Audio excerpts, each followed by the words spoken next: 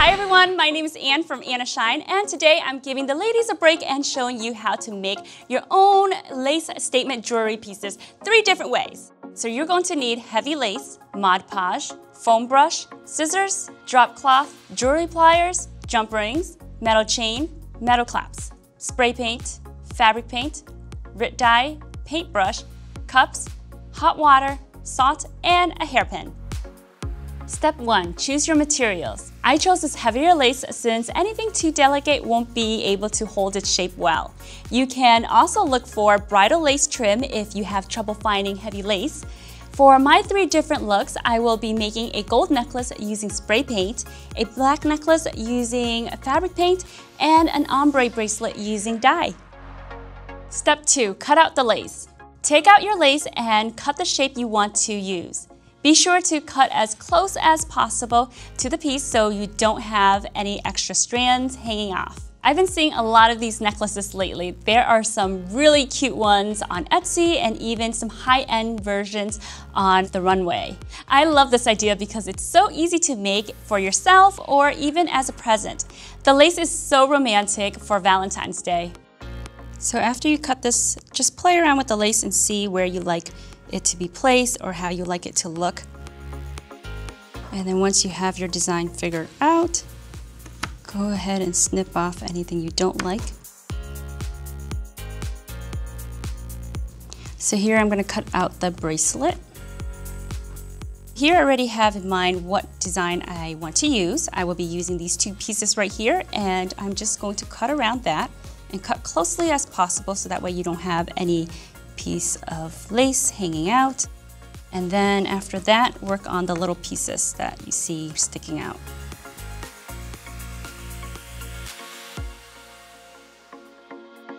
Once you have your design cut out, just play around with it and see how it will fit around your wrist.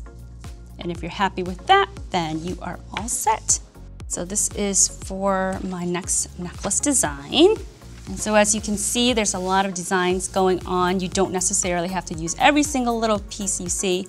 Kind of imagine or see how you want to create your design on here. For this design, I think I'm going to cut right around this area right here.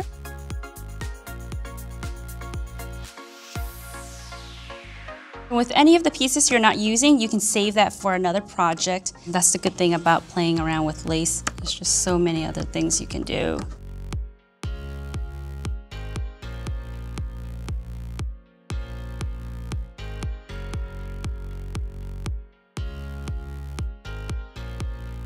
I'm just playing around with the looks to see how I want this to look.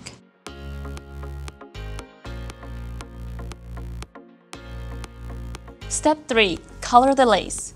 You can color your lace in 3 different ways. For spray paint, place your lace piece on a drop cloth and spray on the lace evenly. Do a few light coats and be sure to let them dry in between. Let the lace dry fully before going on to the next step.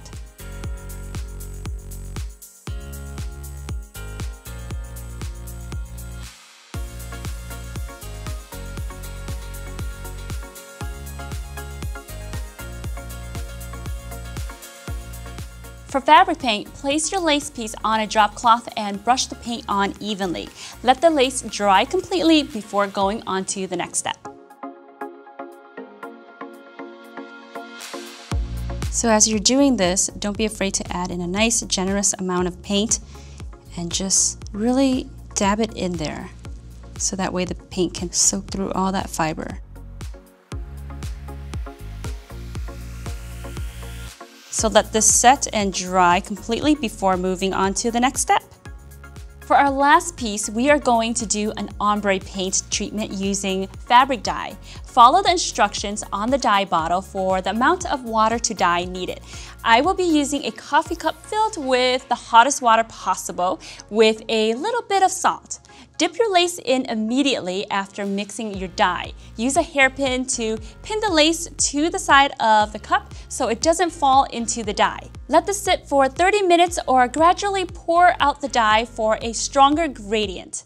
Let the lace dry fully, then rinse in cool water. At this point, you can keep the lace as is or dye it again until you get the desired look. You can also get a more subtle ombre effect dipping each end of the lace in 2 different colors of dye. But I want a more dramatic look, so I am sticking with one color.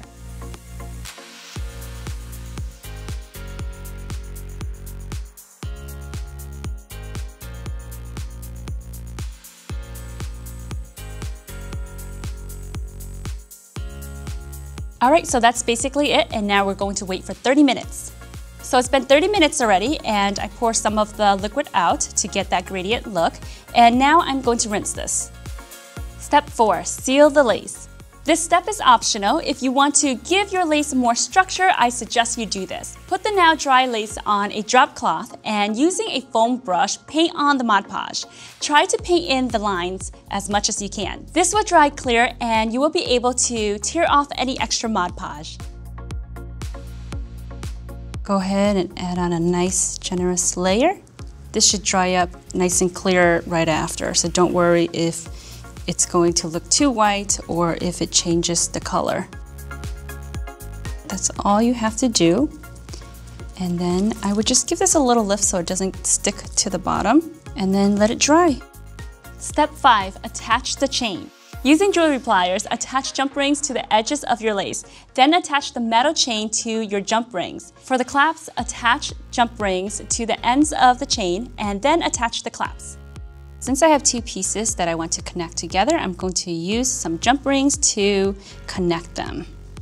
So with the plier, I open them, and then basically I just loop it from the bottom piece to the top. And then all I'm going to do now is close the jump rings.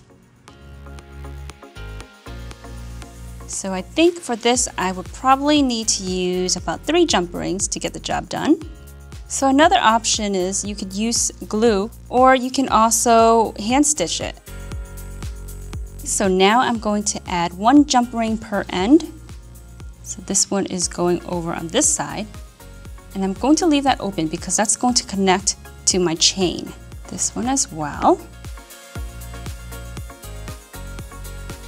So I'm thinking about just changing the position of this jump ring right here and have this overlap a little bit more.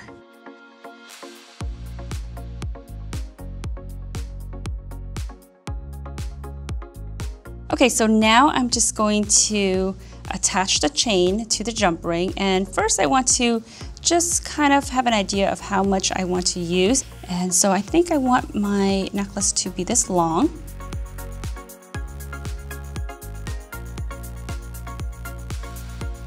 Make sure that they're both even. So now I'm going to take one end of my chain piece that I just snipped off and attach that to the jump ring. Once that's on, go ahead and close the jump ring. And then just repeat the same step over on the opposite side. Our next step is to take out the clasp, and this should come in 2 pieces, and then take out 2 more jump rings. So now I'm going to take the jump ring and attach that onto the chain, and then I'm going to attach that onto the clasp. So over on this side, I'm pretty much doing the same thing.